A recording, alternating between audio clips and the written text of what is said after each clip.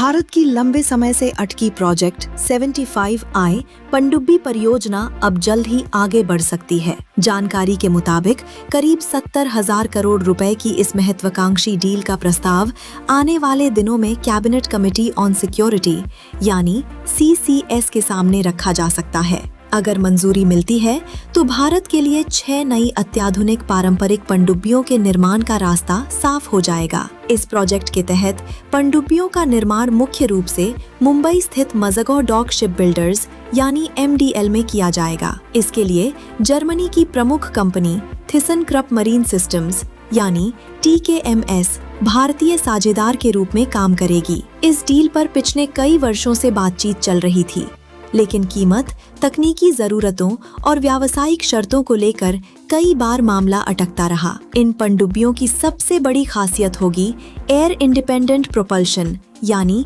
AIP तकनीक। इसकी मदद से पनडुब्बियां पारंपरिक डीजल इलेक्ट्रिक पनडुब्बियों की तुलना में ज्यादा समय तक पानी के अंदर रह सकेंगी।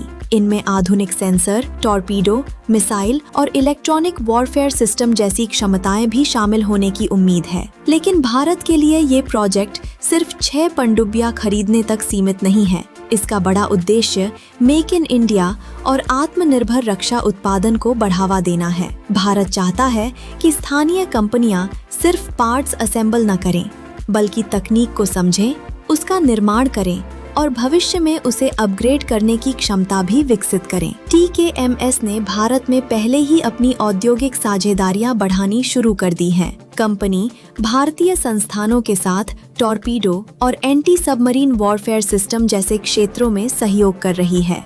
ये डील भारतीय नौसेना के लिए बेहद अहम है, क्योंकि देश के पारंपरिक पनडुब्बी बेड़े पर दबाव है। साथ ही हिंद महासागर में चीन की बढ़ती समुद्री गतिविधियों के बीच भारत को अपनी अंडर वाटर वॉरफेयर क्षमता मजबूत करने की जरूरत है।